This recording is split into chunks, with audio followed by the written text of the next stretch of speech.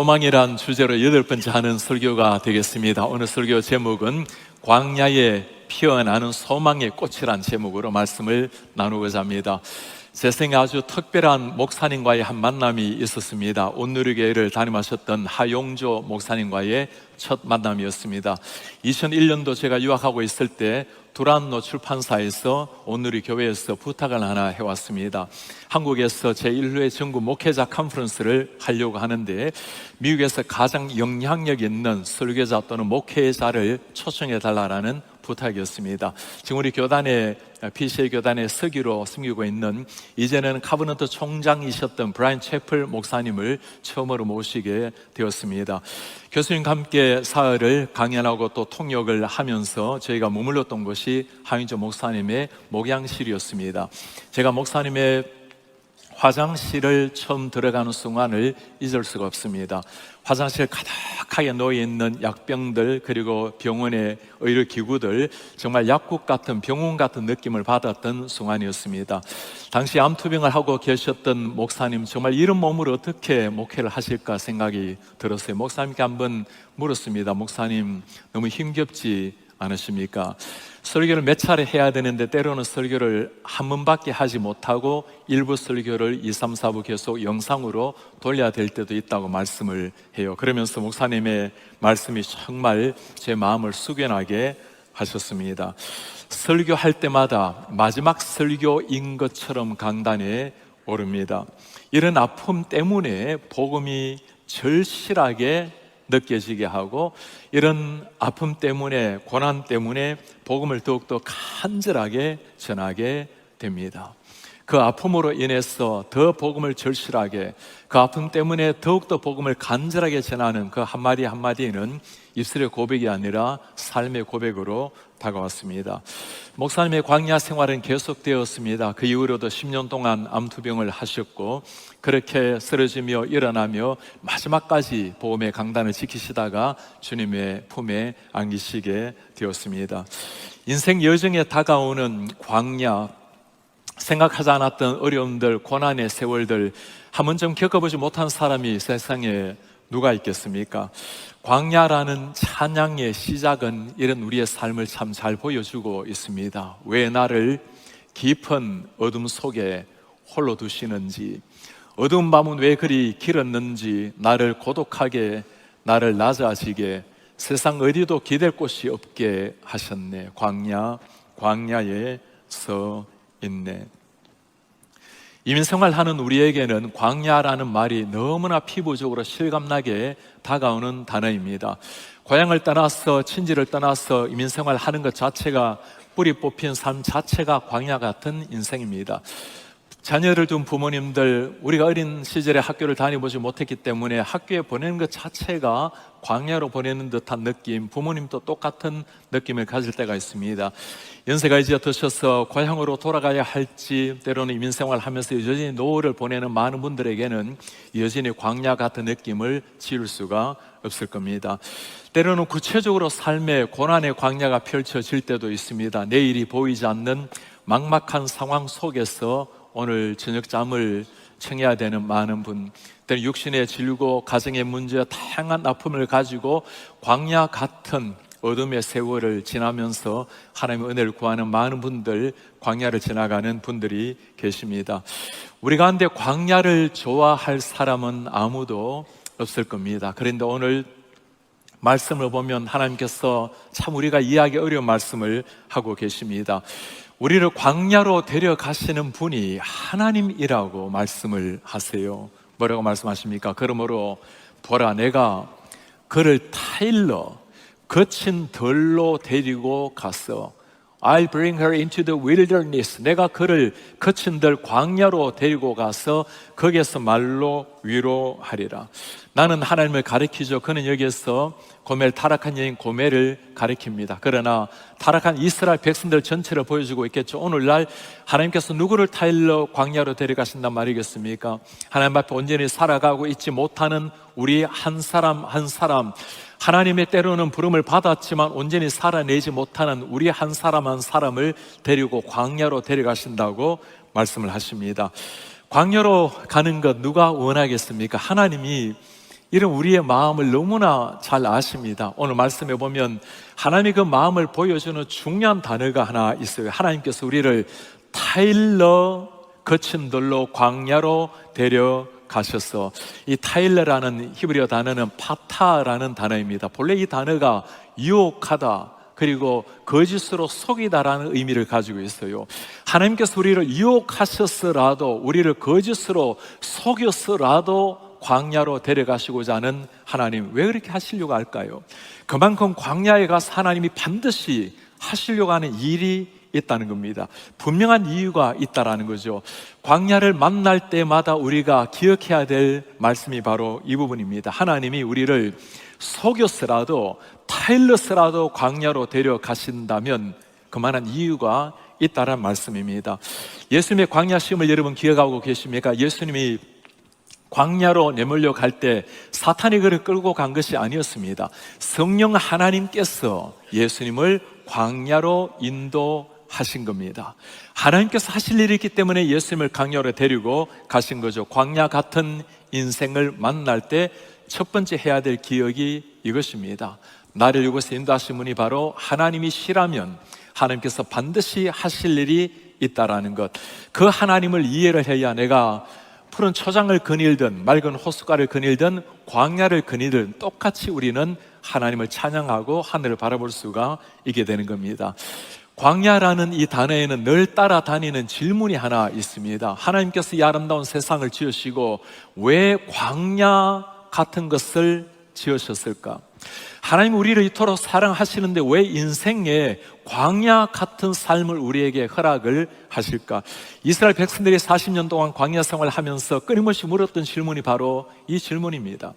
눈앞이 저 가나안 땅인데 2주만 걸어가면 가나안 땅이 펼쳐질 텐데 왜 이렇게 고난의 세월, 40년의 세월을 광야에서 보내야만 하는가? 이유가 무엇일까요? 신명기 8장에 보면 하나님께서 그들에게 광야로 인도한 이유를 자세히 설명을 해놓았습니다. 너희 하나님 여호와께서 이 40년 동안에 너에게 광야길을 걷게 하신 것을 기억하라. 누가 광야로 걷게 하신다고 말씀하시죠? 하나님께서 광야길을 인도하신 것을 기억하라. 이유가 무엇입니까? 너를 험블하게 낮추기 위해서, 너를 테스트 시험하기 위해서. 왜 험블하게 만들고 테스트하게 만듭니까? 너의 마음이 어떠한지, 하나님의 명령을 지키는지 지키지 않는지 하나님께서 알려 하심이라. 무엇을 낮추며 무엇을 테스트하시겠다는 겁니까? 하나님의 말씀에 정말 순종하는지를 보기 원하시는 하나님. 이 순종이라는 것이 정말 겸손해야, 자기를 낮추어야, 비워야 누군가의 말씀에 순종을 할 수가 있는 거죠. 사람이란 것이 처참한, 처절한 상황에 몰리게 되면 자신의 본성이 드러나기 마련입니다. 평소 때는 믿음으로 어느 정도 살아간다 하더라도 극심한 상황, 처절한 상황에 몰리게 되면 그때 우리의 본성이 드러나기도 하고, 때로는 육신이 나타나기도 하고, 때로는 우리의 이성적으로 돌아가본 사람이 얼마나 많습니까? 하나님께서 그 처참한 광야 땅에서 정말 우리가 누구인지를 보기를 원하시고, 그리고 우리가 정말 하나님을 찾는지를 보기를 원하시는 겁니다. 왜 이런 시험을 하기를 주님께서 원하실까요? 광야의 삶이라는 것은 지금까지 누려왔던 삶과는 전혀 다른 삶입니다. 하나님을 모르는 사람에게 광야가 나타난다면 이런 광야에 내가 왜 던져져 있는지 질문하다가, 의심하다가, 낙심하다가, 때로는 절망하기 마련이겠죠. 하나님을 정말 믿고 알아가는 사람이라면 내가 광야에 하나님께서 인도하셨을 때는 하나님을 바라보게 될 것입니다. 하나님께서 나를 이곳까지 인도하셨다면 하나님께서 광야 때문에 하실 일이 있다는 것을 바라보고, 비록 고통 가운데 있다 하더라도 하나님을 바라보게 될 것입니다. 이 광야에서 정말 하나님이 하실 일이 있죠. 그것이 무엇일까요? 하나님이 누구신지 정말 알기를 원하시는 하나님, 하나님의 말씀을 따라 살기를 진실로 바라시는 하나님. 이스라엘 백성들이 지금 어떤 상황입니까? 애국 생활 430년 종살이 하면서 하나님이란 이름, 존재 다 잃어버린 사람들, 그들을 버리지 아니하시고 끝까지 찾아오셔서 하나님이 누구신지를 보여주기를 원하시는 하나님. 이스라엘 백성들, 그들을 광야에서 죽인 것은 먹을 것이 없고 마실 물이 없었던 것이 아니었습니다. 하나님을 몰랐던 불신앙, 하나님을 몰랐던 그 무지가 하나님의 백성을 바로 죽였던 요인이 된 것입니다. 하나님께서 광야 땅을 지나면서 어떻게 사는 것이 정말 하나님이 원하시는 삶이라고 말씀할까요? 주님이 계속하시는 말씀입니다. 너를 낮추시며 너를 줄이게 하시는 것, 이유가 무엇입니까? 또 너를 알지 못하며 조상들도 알지 못하는 만나를 내게 먹이신 것, 이유가 무엇이죠? 사람이 떡으로만 사는 것이 아니라 하나님 입에서 나오는 모든 말씀으로 사는 것을 너에게 알게 하려 하심이라. 지금까지 이스라엘 백성들은 떡으로 살아왔어요. 떡이 많이 생기면 기뻐하고 떡을 위해서 추구하며 살아왔던 백성들입니다. 그런데 이제는 달라졌다는 겁니다. 정말 하나님의 백성이라면 사람이 떡으로만, 세상으로만 사는 것이 아니라 하나님에게서 나오는 말씀으로 하나님 자신을 먹으면서 하나님 자신을 가슴에 품으면서 살아가는 새로운 백성이 되었다는 말씀입니다. 그것을 깨닫게 하는 것이 광야 생활의 고난의 삶의 목적이라고 말씀을 하는 겁니다. 예수님의 광야에서 받았던 시험을 여러분 기억을 하십니까? 하나님께서 시험을 통해서 정말 우리에게 들려주시고자 하는 말씀이 있어요. 사탄이 세 가지를 시험을 했을 때 예수님께서 어떻게 세 가지를 물리치셨습니까? 사람이 떡으로만 사는 것이 아니라 하나님 입에서 나오는 말씀으로 사는 것이라. 주 너의 하나님을 시험하지 말라. 하나님만을 경배하고 하나님 앞에만 무릎을 꿇고 절하라. 광야 같은 생활, 아무것도 없는 그 상황에서, 처절한 상황에서 승리할 수 있는 길은 하나님을 찾는 것, 하나님의 말씀 앞에 무릎을 꿇는 것이 승리의 비결이라고 주님이 친히 우리에게 가르쳐 주시는 겁니다.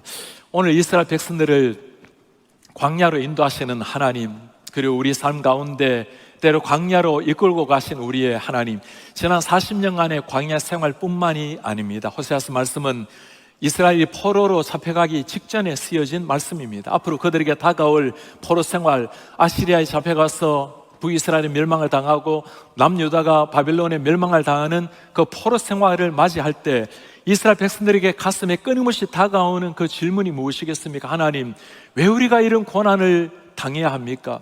이 고난의 이 광야 땅에서 하나님이 정말 우리를 버리신 것입니까? 끊임없이 나오는 질문할 때 하나님께서 이 광야 생활을 우리를 인도하신 하나님의 기억을 하라는 겁니다.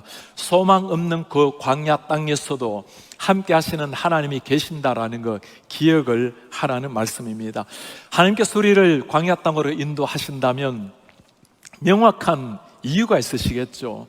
그 하나님의 놀라운 계획이 무엇일까요? 15절에 말씀을 합니다. 거기에서 비로소 그 광야 땅에서, 그 포로된 땅에서 비로소 하나님께서 그의 포도원을 그에게 주고 악을 골짜기로 소망의 문을 삼아주리니. 성경의 이 짧은 이 한마디가 여러분 구약 성경의 모든 말씀을 다 이야기하고 있어요.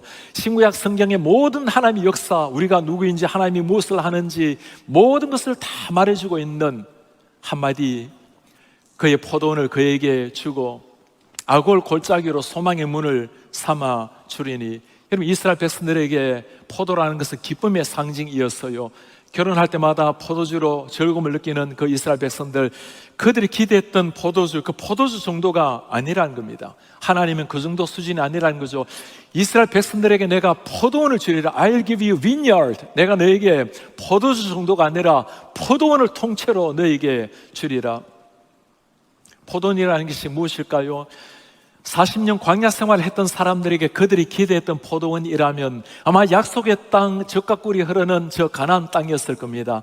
그러나 그 정도가 아니라고 주님이 말씀을 해요. 포로 생활을 했던 이스라엘 백성들이 기대했던 포도원은 무엇일까요? 속히 고국으로 돌아와서 자유의 몸이 되는 것을 포도원이라고 생각을 했을 겁니다. 그러나 하나님의 약속은 그 정도가 아니라고 말씀을 합니다.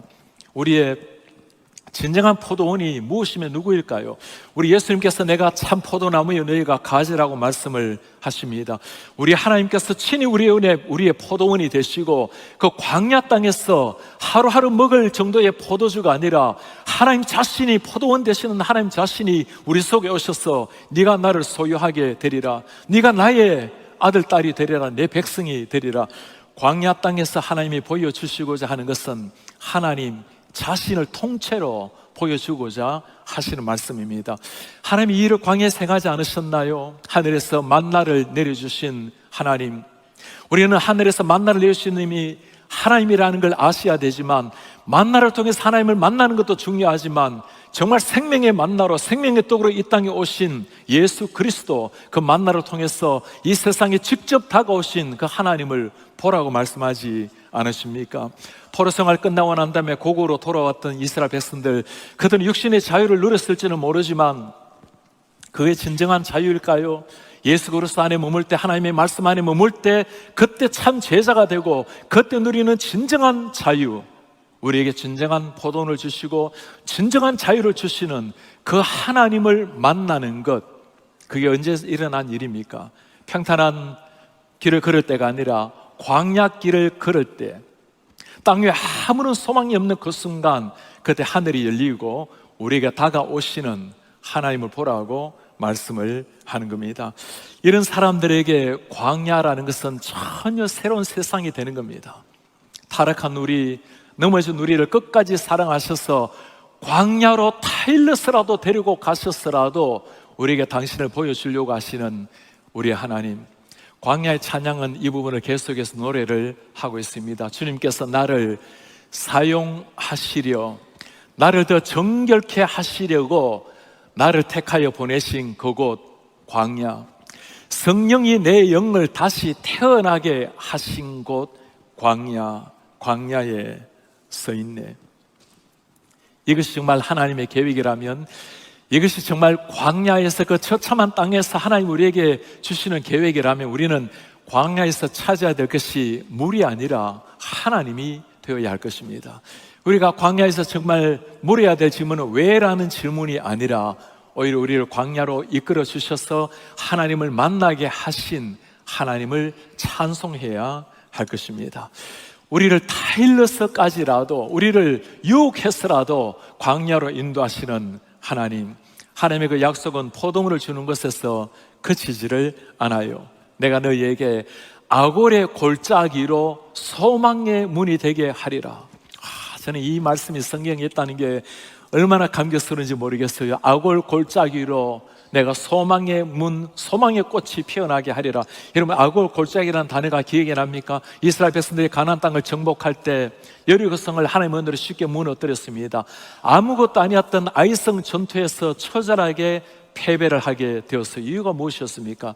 아간 때문이었습니다. 탐심으로 말미암아 하나님 앞에 넘어진 그 아간, 이스라엘 백성들이 어떻게 그를 처단하죠? 하나님의 분노를 사고 아간을 돌로 던지고, 그가 훔쳤던 모든 물건을 불태우고 돌로 던져서 그것에 돌무더기가 되게 했어요. 그것을 두고 아골 골짜기라고 부르는 겁니다. 죽음의 상징, 심판의 상징, 그 죽음의 심판의 상징이었던 그 아골 골짜기에서 내가 소망의 문을 열리라. 타락한 아간뿐이겠습니까? 타락한 고멜뿐이겠어요? 타락한 이스라엘 백성들, 하나님 앞에 제대로 살아가지 못한 우리 모든 사람들, 아골 골짜기에서 우리는 심판의 두려움에 떨고 있을 때, 우리 하나님께서 우리에게 하시는 그 약속, 내가 이걸 아골 골짜기에서 심판이 아니라 소망의 문, 소망의 꽃을 피우게 하리라. 포도원을 주시고 아골 골짜기에서 소망의 꽃을 피우시는 우리 하나님, 그때 이 광야는 죽음의 땅이 아니라 나오건이 되는 것입니다. 그때 아골 골짜기는 심판의 어둠의 땅이 아니라 하나님의 임재가 있는 천국이 펼쳐지는 겁니다. 우리 하나님이 이 약속을 어떻게 이루셨나요?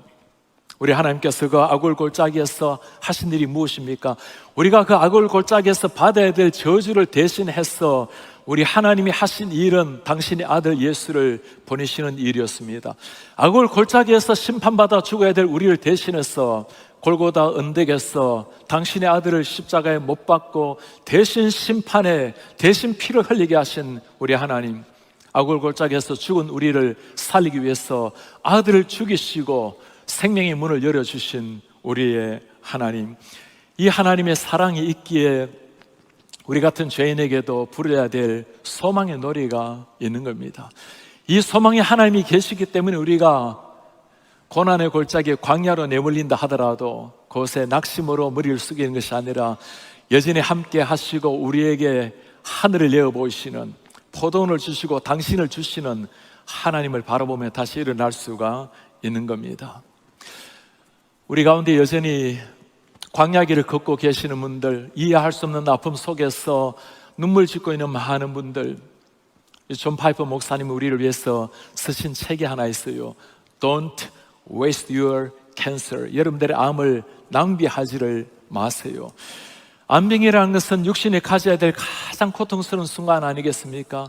암투병을 하다 보면 모든 관심이 다 암에 쏟기 마련입니다. 목사님이 암투병을 하면서 남긴 책입니다. 여러 가지 이야기를 하시는데, 타락한 세상에 소망으로 가득 찬 진통을 자신의 아픔 때문에 듣지 못한다면 암을 낭비하는 것입니다.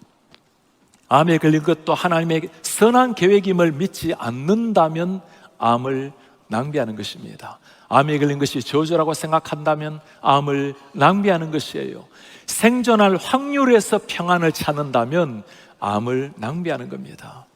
죽음에 대해서 묵상하기를 피한다면 암을 낭비하는 것입니다. 여러분, 죽음을 묵상하는 것 암병분이겠습니까? 매일매일 우리는 마지막 날처럼 살아가는 사람들입니다. 매일 죽음 앞에 하나님의 은혜로 내일을 맞는 사람들입니다. 투병 중에 예수님보다 자기 목숨을 더 사랑한다면 우리는 암을 낭비하는 것입니다. 하나님에 대해서보다도 암에 대해서 더 열심히 공부한다면, If you spend too much time reading about cancer, 암에 대해서는 그렇게 많이 연구하고 있는데 Not enough time reading about God, 하나님에 대해서 묵상하고 연구하지 않는다면 암을 낭비하는 것입니다. 투병 중에 서로 사랑하지 않고 자신을 고독 속에 가둔다면 암을 낭비하는 것입니다. 제가 암 투병을 하는 많은 성도님들에게 하는 부탁이에요. 새벽에 내게 잠이 깨서 홀로 있을 때 가장 고독한 순간, 고독이 아닙니다. 그때야말로 정말 고독 중에 다가오시는 하나님, 내 친구가 되는 하나님을 만나는 시간입니다. 고독 속에 가둔 것이 아니에요. 암에 걸렸다고 소망 없는 사람처럼 슬퍼한다면, If you grieve as those who have no hope, 희망 없는 사람처럼 슬퍼한다면 암을 낭비하는 것입니다. 암에 걸린 후에도 죄에 대해서 무감각한다면 암을 낭비하는 것입니다. 암을 통해 예수님의 영광을 전가하지 않는다면 암을 낭비하는 것입니다. 왜 그럴까요? 암도 하나님께서 허락하신 선물이라면, 하나님이 허용해서 나를 아고레 골짜기로 광야로 이끌어 가신다면, 타일러스라도 이끌어 가신다면 하나님이 하실 일이기 때문에 암을 낭비하지 말라는 겁니다. 마치 우리 삶의 광야길을 걷고 있을 때, 아파할 때, 낙심할 때 우리 하나님께서 뭐라고 말씀하실까요? Don't waste the valuable coal. 그 아고레 골짜기를 제발 여러분들 낭비하지를 마세요. 내가 너희를 아고레 골짜기로 인도할 때는 반드시 이유가 있다고, 심지어 내 자신을 이 땅에 보내어서 내 자신을 너에게 보여주기를 원한다고, 하나님이 역사하실 자리가 그곳이라고, 하나님께서 이 땅에 오셔서 골고다에서 피 흘리신 십자가의 자리가 바로 그곳이라고 눈을 떠서 보라고 말씀을 하는 겁니다. 이 하나님을 만나는 순간 광야에서 소망이 끝인 줄 알았는데 그것에 소망의 꽃이 피어나고 그것에서 소망의 노래가 피어나오는 것을 보면서 그때 터져 나오는 노래가 있어요. 오늘 감격스러운 노래 한번 들어보시겠습니까? 그가 거기에서 응대하기를 어렸을 때와 같이 애굽 땅에서 올라오던 날과 같이 하리라. 애굽 땅에서 올라오던 때 죄 쇠사슬을 풀고 노예살이를 풀고 하나님 앞에 감격적으로 나오는 그날, 홍해를 갈랐던 하나님을 바라보는 그 순간, 가나안 땅을 향해서 기적의 걸음을 걸었던 그 순간, 거기에서 그들이 응대하기를, 응대하다는 말은 본래 respond 하는 말도 있지만 히브리어로 아나라는 단어예요. 이 respond라는 단어는 축복하다, 찬양하다, 노래하다는 의미입니다. 정말 하나님 앞에 감격적으로 찬양하면서 응대하리라. 그렇지 않겠습니까? 죄의 땅에서, 노예의 땅에서 해방이 되어서 이제는 하나님께서 예배하시는 새로운 땅을 향해 나아가는, 죽음의 땅에서 하나님을 만난 사람들에서 나오는 그 감격스러운 노래, 이스라엘 역사에서 가장 기쁨을 누렸던 그 순간의 노래, 그게 언제 터져 나온다고 말합니까? 아고레 골짜기에서 죽음의 심판인 줄 알았는데 거기에서 소망의 문이 열리는 것을 바라보고 하나님을 찬양하는 사람들, 이 사람들의 찬양이 어느 정도일까요? 여러분, 출애굽기 그 찬양 소리 한번 들어보시겠습니까? 내가 여호와를 찬송하겠습니다. 그는 높고 영화로우시고 말과 그 탄자를 바다에 던지셨음이로다. 그들이 바다에 던져진 것이 아니라 그 죽음의 골짜기에서 하나님이 죽이신 것은 이스라엘 백성이 아니라 저 애굽의 말탄 자들이었어요. 여호와는 나의 힘이요 노래요 나의 구원, 그는 나의 하나님, 내가 그를 찬송할 것이요 내 아버지 하나님이시니 내가 그를 높이리로다. 죽음의 땅 아골의 골짜기에서 I will exalt him, 내가 하나님을 이렇게 높이겠습니다. 내가 죽어야 될 골짜기인 줄 알았는데, 내가 죽어야 될 심판의 땅인 줄 알았는데, 우리 하나님께서 살림으로 생명으로 바꿔주신 그 땅, 그때 하나님의 백성에게서 터져나오는 고백이 있어요. 여호와께서 말씀하기를 그날에 네가 나를 내 남편이라고 일컫고 다시는 내 바알이라고 일컫지 아니하리라. 다시는 내 바알이라고, 이 바알이라는 것은 수많은 혼합 종교를 말하는 겁니다.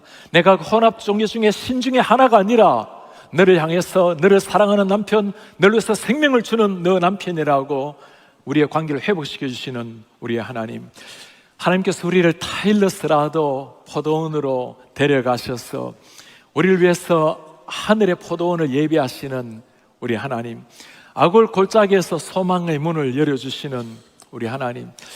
오늘 이 말씀을 가만히 묵상을 하다 보면 여러분 보이는 모습이 하나 계시나요? 우리 하나님께서 우리를 위해서 어떤 일을 지금 하고 계시는지가 보이십니까? 하나님께서 당신의 아들을 타일러서 죄악의 땅으로 육신의 몸을 입고 이 땅에 오게 하시는 우리 하나님, 하나님께서 당신의 아들을 타일러서 골고다의 길을 걷게 하시는 우리 하나님, 아버지, 할 수만 있다면 이 잔을 물리쳐 주시기를 바랍니다. 주님의 그 눈물의 기도를 외면하시고 우리 주님께서 예수님을 십자가로 타일로 올라가게 하시는 우리 하나님, 어찌하여 아버지 나를 버리시나이까? 그 처절한 아들의 절규의 외마디 기도를 외면하시고 얼굴을 돌리시고 십자가에 못을 박으시는 우리 하나님, 그 아골의 저주의 땅에서 우리가 못 박혀야 될 그 자리에서 당신의 아들을 대신 못 박으시면서 우리에게 들려주시는 주님의 그 사랑 노래를, 그 노래를 들어야 합니다. 우리가 받아야 될 저주의 골짜기에서 당신이 대신 피를 흘리심으로 생명의 꽃을 피우시는 우리 하나님의 음성을 들어야 하는 겁니다. 평탄할 때 일어난 것이 아니죠. 가장 어두운 순간, 허감의 순간에 우리 주님께 행하신 놀라운 일이었습니다. 병마가 회복이 되든지 우리 육신이 새로워지든지 감사할 일입니다. 그러나 부활한 나사로도 다 시간이 지나면 이 땅을 떠났고, 이스라엘 백성들 가나안 땅에 들어왔다 할지라도, 돌아왔다 할지라도, 자유 몸으로 돌아왔다 할지라도 세월 다 지나고 나면 사라집니다. 가장 흑암의 땅에서 우리가 만나야 될 것은 다른 것이 아니라 이런 상황 속에서 우리가 다가오시는 그 하나님, 나를 위해서 대신 십자가 지신 예수 그리스도, 나를 위해서 당신을 통째로 주신 우리의 포도원 되시는 우리의 하나님, 그 하나님을 만나는 거예요. 그것이 광야 땅에서 우리가 하나님을 찬송할 수 있는 위대한 이유입니다. 하영조 목사님 대화하면서 한마디 제 가슴에 참 남은 한마디가 있어요. 이런 고난에도 불구하고 하나님을 간절히 찾는 것이 아니었습니다. 이 고난 때문에 하나님을 더 깊이 찾게 되었습니다. 이 고난에도 불구하고, 아픔에도 불구하고 생명을 바쳐 설교하는 것이 아니었습니다. 이 고난 때문에 더 간절한 마음으로, 절실한 마음으로 마지막 설교처럼 생명의 말씀을 전하게 됩니다. 고난에도 불구하고, 몸에서도 불구하고라는 신앙은 또 귀한 신앙입니다. 그 불구하고 이겨내려고 하는 마음, 그러나 불구하고라는 이 말 대신에 때문에라고 한번 바꿔보시길 바랍니다. 몸에서도 불구한다면 뭔가 좋은 일이 일어나야 될 것, 그럴 것 같아요. 그러나 때문에라고 바꾸어서 고난을 생각하면 우린 그 고난 때문에 거기서 예수님을 만나게 됩니다. 십자가에도 불구하고가 아니었어요. 십자가 때문에, 당신의 아들 33살의 젊은이가 생명을 바친 그 피 때문에 우리가 살아난 것입니다. 광야로 끌려갔기 때문에, 주님께서 우리를 타일러스라도 광야로 데려가셨기 때문에 평소 때 보지 못했던 하나님을 만나게 된 것입니다. 광야로 데려갔기 때문에, 아골골짝 죽음의 땅, 심판의 땅에 섰기 때문에 나를 대신해서 대신 처절하게 피 흘리신 예수님을 만나게 된 것입니다.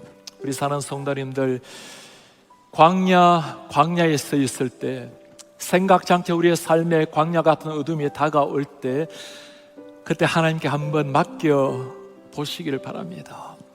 하나님이 우리를 초장으로 인도하시면 감사할 일입니다. 맑은 시냇가로 인도하셔도 감사할 일입니다. 그러나 우리를 광야 땅으로 인도하신다면 왜라고 원망하고 묻고 낙심할 것이 아니라 하나님께 우리 자신을 맡겨 보시기를 바랍니다. 이 광야 때문에 우리는 새롭게 다가오시는 하나님만 만나게 될 것입니다.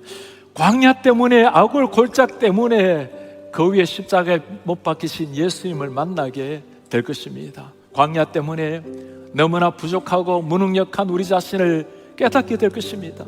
아무것도 아닌 나에게 찾아오신 하나님이 누구신지를, 그 절절한 사랑을 다시 한번 깨닫게 될 것입니다. 그리고 우리는 그 광야 때문에 진정 우리 하나님의 이름을 높이게 될 것입니다. 하나님이 그곳에서 우리에게 주시는 것은 포도주 정도가 아닙니다. 포도원 되시는 하나님 자신을 우리에게 주시는 겁니다.